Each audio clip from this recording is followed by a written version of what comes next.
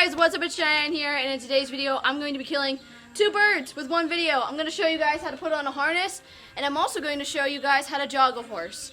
So let's just hop right into it, shall we? First things first is usually you brush off the horse to make sure they're nice and clean before you put the harness on. He looks fine, so we're all good there. What I'm going to do now is I'm going to go back here. I'm just going to grab the fly spray and just spray them because the flies are just so bad today. I don't know what the deal is. They're just being really rude and no one asked them to be a part of it. Huh, Nash? Oh, by the way, if you're wondering who my cute little model is, what are you doing? He says, I don't like the fly spray. He's not a fan of it. He doesn't like it near his face. If you're wondering who my little model is, this is Natl Guard Hanover. He's just a sweetheart, but he's slow. Love him, but he's a turtle when it comes to jogging. You guys are probably wondering where I've been for like the last 2 weeks. As usual, I suck at uploading. Story of my life. We're trying to get better, y'all. We really are, but sometimes it works and sometimes it doesn't. Okay, so we have them all sprayed off. I'm gonna go grab the harness. Oh, it's stuck. Okay. So, here is the harness in its entirety. Fun times. Oh, I just hit my tripod. Oopsies. So, what are you doing? This isn't food. What do you think? Okay, buddy. It's like, I want to be the center of attention, not you, obviously. So, this right here is the harness in its entirety. So what I'm going to do is just move Natl Guard over. Alright, can you move over, Chachi? Thank you. And you want to make sure that everything's out of the way when you swing the harness up and over. I'm going to unhook the breast collar. I had it up on top of here. Throw it up and over. Clear everything out of the way. Make sure the lines are not underneath the harness, because you don't want your lines underneath the harness, or else you're not going to be able to control the horse. And then you're going to have the case of the loose pony, and you don't want that. So, this right here is the Hoover, and you're just going to slide it back. Grab their tail, and then put it in. And make sure you get all the hair out of the way, because, you know, nobody likes their hair being pulled. I mean, unless you're into that, then, you know, whatever floats your boat, I guess. And then you just slide it up. Now, this looks like it's a little bit loose, so I'm just going to tighten it up a hole, because this harness has been on a few different horses. So, what we're going to do is just get the breast collar next. That's what this thing is right here. And he is very moody today. Why are you being bad? And you just want to hook it over to this ring that's on the other side.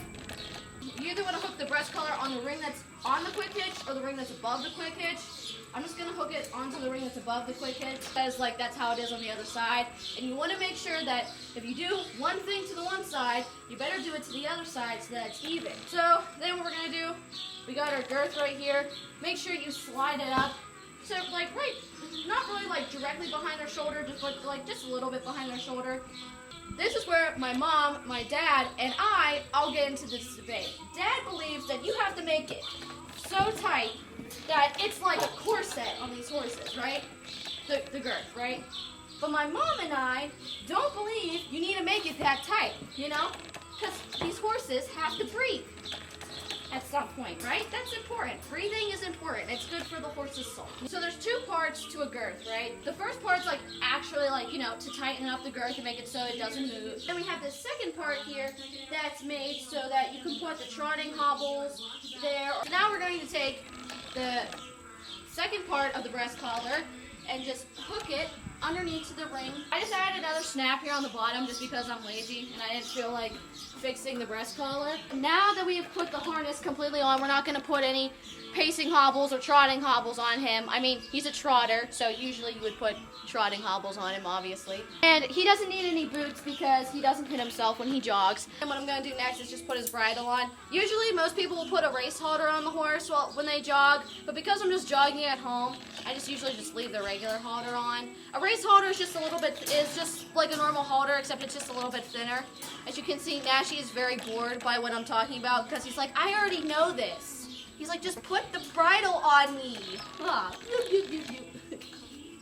Alright, so I'm just going to put the bridle on him right here. He only has one bit. It's just his bit, and then his chin strap. And then what you do is just make sure everything's moved out of the way. Put it over one ear. Make sure it's out of the way.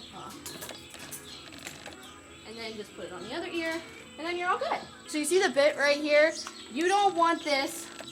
You don't want the chin strap behind this. I am trying to do it. You don't want it behind that. That's a no-go because you won't be able to steer the horse, and we don't want that, obviously. But on another note, this, without the cheek pieces, is just simply an open bridle.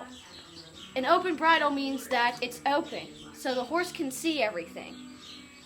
Now, if you put ears or cups on them, it limits their vision and their hearing so they don't spook at stuff and act like a complete fool.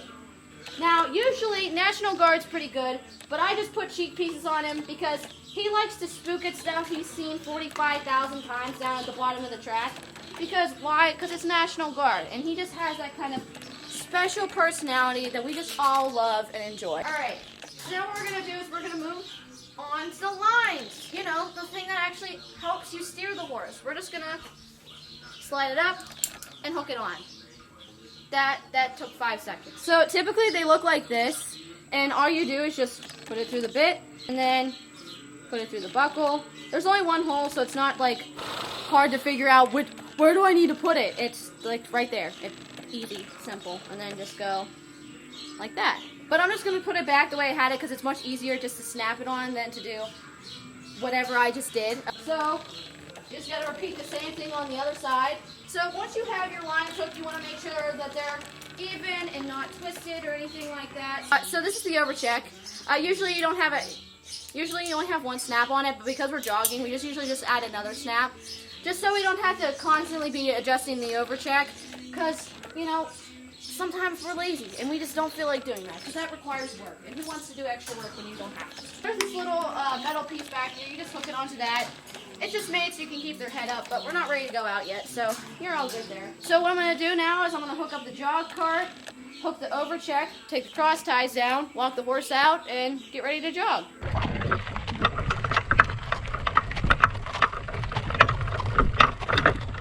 I need more practice at that. As you can obviously tell, we have no grace.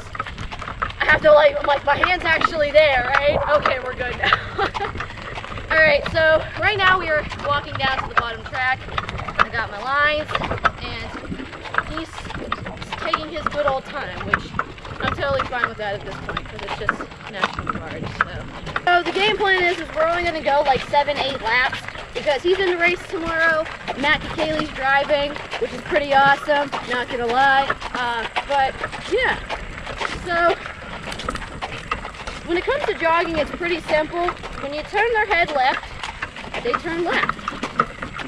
You know, when you move their head right, they move towards the right. You know, it's not crazy difficult. One thing you have to account for is the jog cart, because it's not like you're on top of them.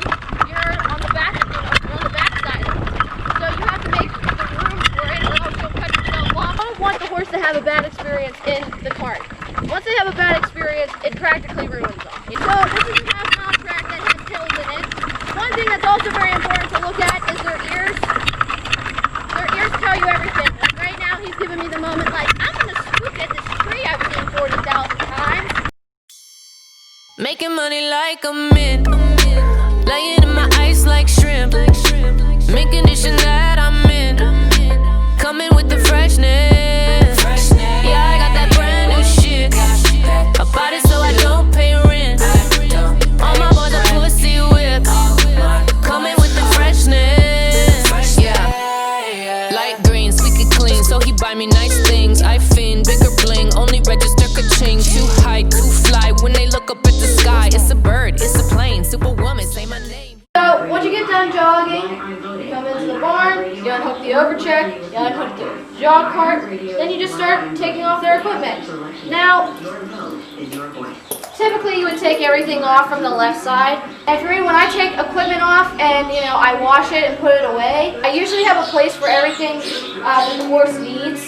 So now that I have all the equipment taken off, usually people just go like this and hang up their harness that way, but my mom, because she's a macrame lady and is very crafty, she just made a string that you can hang up the harness with. I just go and hang it up in the bath stall just to hose it off, and because this is our barn, there's nobody else in this barn with us, I can just leave the harness there. I don't have to go put it on our side of the barn or anything like that. Now when we go to the track, it's a little bit of a different story. Hose him off, give him some hay, give him some water, and then that is pretty much it. So hope you guys enjoyed this video. I try posting every week, and if I do, I do. And if I don't, I don't.